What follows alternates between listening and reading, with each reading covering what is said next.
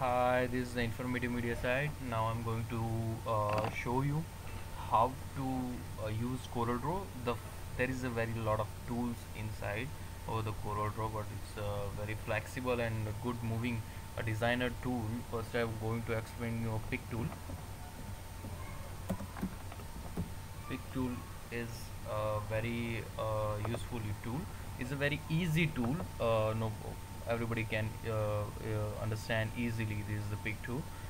There is a lot of tools on the left hand side of the CorelDRAW. This is the CorelDRAW. After you opening this is the main page where we're going to work over there.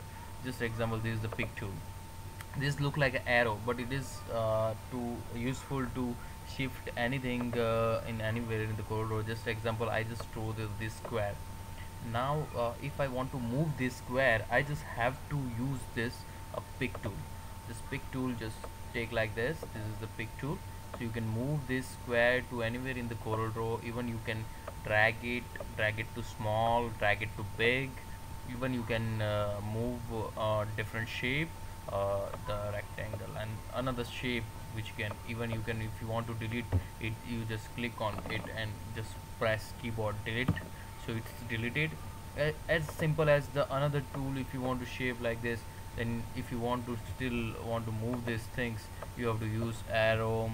If you just crop the tool, after cropping the tool you have to adjust these things. So this is useful tool. If you want to open the file, even the use can, but a different tool you can't move like this. So as simple as this is the pick tool. So thanks for watching it. This is the normal watching it. This is